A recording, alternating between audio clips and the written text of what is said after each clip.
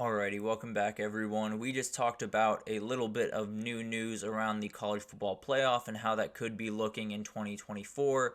But now let's get to the transfer portal and let's talk about all the different things that have happened over the week. One of the biggest things that has happened is Jaden Rashada has committed to UGA. This is something that we have expected for quite some time since he really entered the portal, but now it is official. This is kind of a Dante Moore type situation where you have a very talented kid. You've started a little bit, been thrown into the fire, did not necessarily go the way that you had planned. Now you have the ability to learn from one of the smartest, one of the most consistent quarterbacks in the entire country, and hit the ground running once you get onto the field. So I think it's a great decision for his future. I think it gives him the ability to reach the heights that he is very much capable of doing. And I think it doesn't hurt by any means that he gets to go against his old team in Florida. That was a very precarious situation, if you remember that at all. But I think this does make UGA's quarterback room one of, if not the best quarterback room in the entire country. Between Carson Beck, Gunnar Stockton, Jaden Rashada, Ryan Puglisi, the talent in this room is just off the charts, especially throwing the ball. I think all those guys are just remarkable. And then Jaden Rashada against Gunnar Stockton in 2025 for that starting job is going to be incredible to watch. We watched the Georgia spring game this past year, or a couple of weeks ago here, and it was just elite level football. I think we will see a lot more of that next year with Gunnar Stockton and Jaden Rashada, because both those guys will have a ton of claim to that number one position. It'll be very interesting to see who wins out there. Keandre Lambert-Smith, one of the guys that we have been watching at the wide receiver position for quite some time, has committed to Auburn. He took a visit to there, went to A&M, was flirting with taking a visit to Florida State, but never ended up going. Hugh Freeze just continues to build out these weapons for Peyton Thorne, and that is the most important thing. You have to give this guy as many pieces to throw to, as many guys that can get open, because he obviously is not necessarily the elite quarterback that is going to make things happen on his own and do incredible things outside of the pocket. But if you can put him in good situations and get a massive amount of studs around him, it obviously helps a lot. I think Cam Coleman and Perry Thompson are going to be great when they get on campus, especially Cam Coleman, because he was an early enrollee, gives him a little bit more time. But having a veteran voice in that room is hugely important, especially with two kids that are that talented. Having a guy that has been through the fire, has been the number one guy on a team, I think it means a ton for their development. So a huge pickup not only on the football field, but I think in the locker room for those kids in particular, I think will be great. I would not be surprised if this was Peyton Thorne's most common target. I don't know that this is going to be their leading receiver, because I think Cam Coleman is going to make a ton of big-time plays, but I think if you need a third down conversion, if you need a guy to just go to and on the underneath route or whatever, I think Keandre Lambert-Smith is going to be that guy for Peyton Thorne. So really like this pickup. I think it's a great fit for both parties.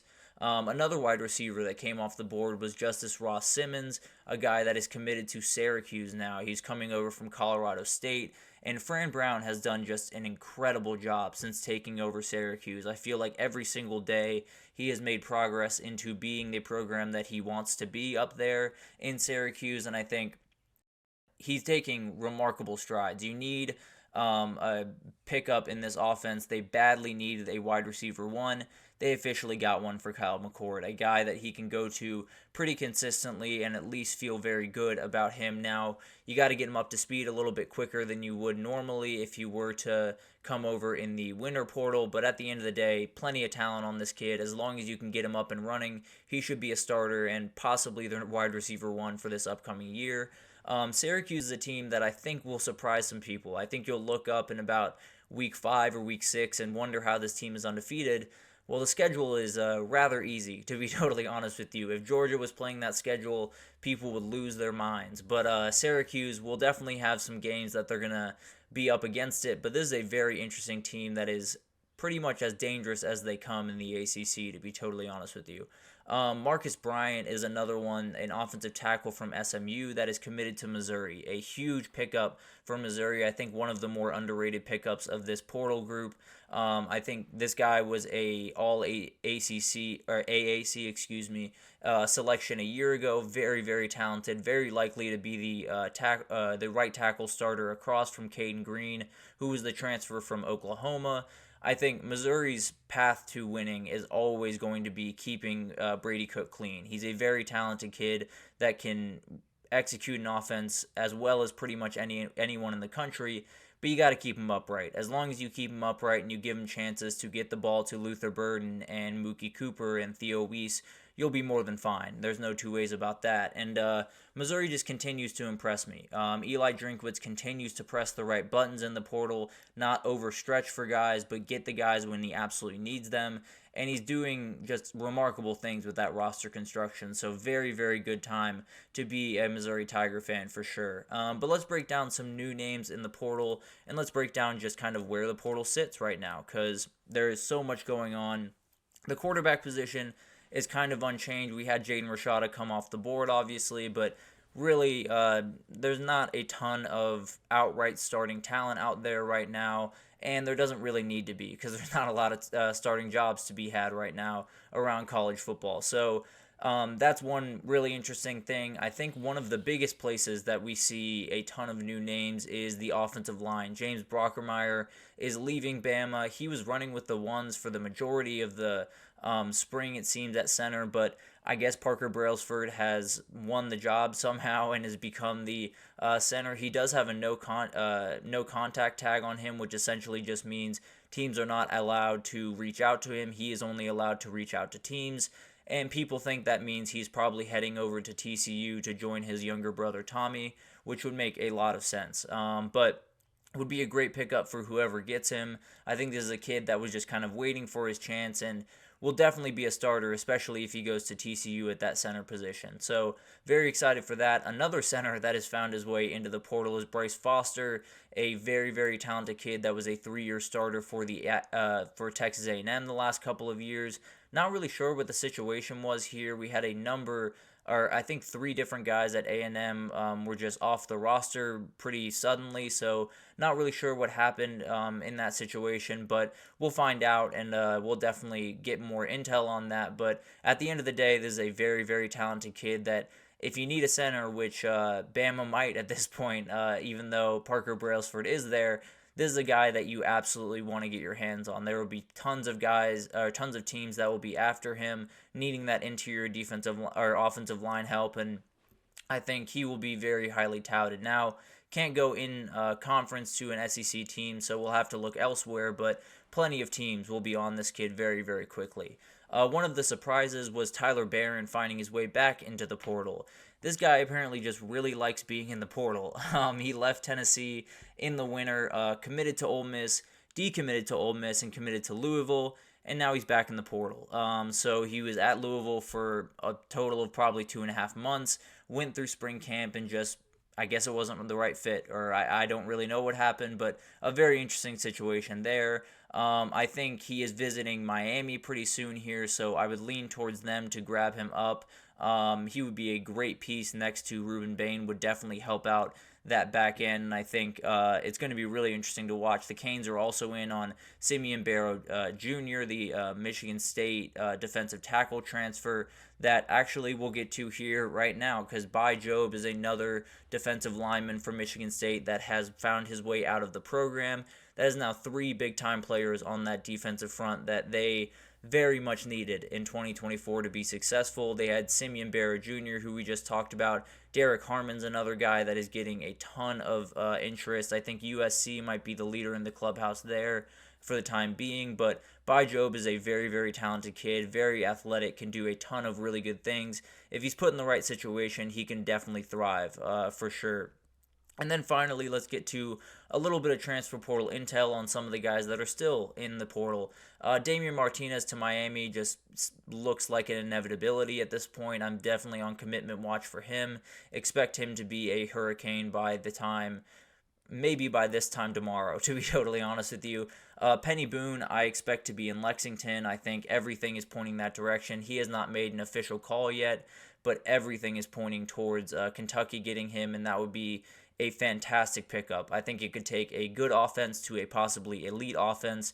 Obviously, that rides a lot on Brock Vandegrift's ability, but I don't really doubt that quite as much as some other people might. But Dylan Edwards is another huge name here. The running back group is really deep, honestly, in this portal class. But Dylan Edwards might be the one of the biggest guys on the market. It looks like KSU and Ole Miss are the teams to really watch in this one.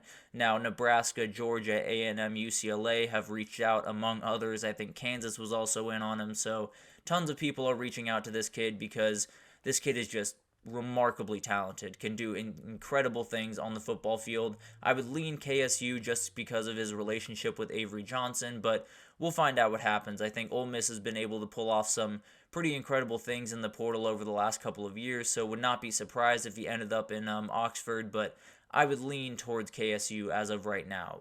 But yesterday was a very, very nice day in the portal for UGA. We talked about Jaden Rashada committing to them. Christian Miller had some rumors that he was heading into the portal and possibly following Bear Alexander to USC, but he came out and said he is committed to UGA. He is staying in Athens, much like Bear Alexander had to do with USC. So a much-needed thing for UGA. They absolutely need as much defensive interior talent as possible, and Christian Miller is a guy that I think could make a huge jump forward for them this year.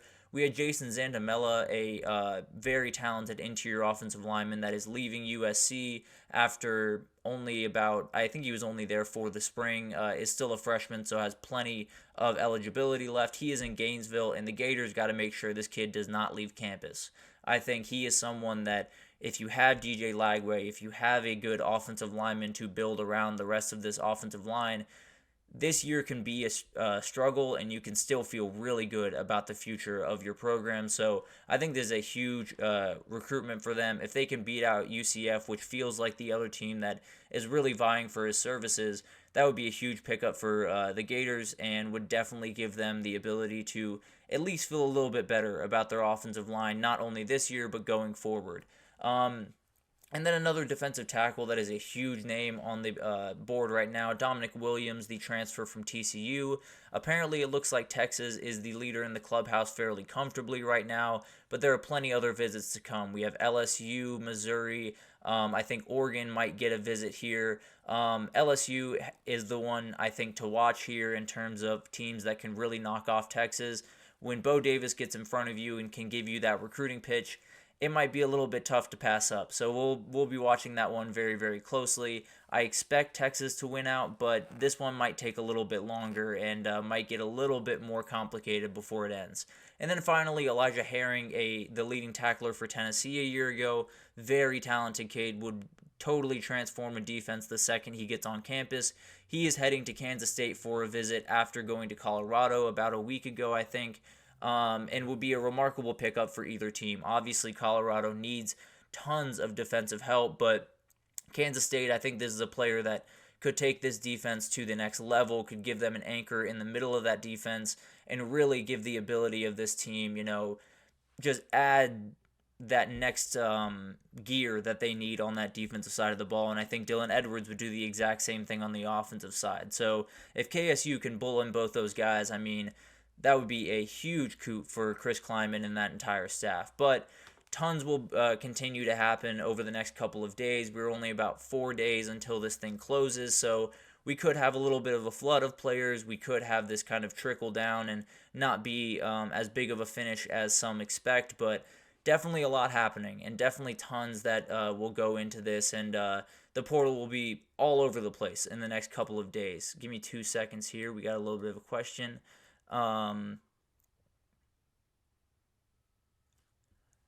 In terms of joining GSMC Sports Network, do you mean as a host or as a fan? It's very, very easy. But as a host, yeah, I mean, you could definitely reach out to some people around the company. I know we have a website that has a ton of contact information and things of that nature. So, yeah, I mean, if you're passionate about sports and you'd love to get involved, I'm sure there were people that would love to have you. So definitely, if you want to go check that out, there's definitely some contact info on the website that could get you at least in the door. I'm so happy to help with that. No problem there. But that will do it for this edition of the GSMC College Football Podcast. Thank you so much for listening, especially you, Brady Johnson. Really appreciate that comment.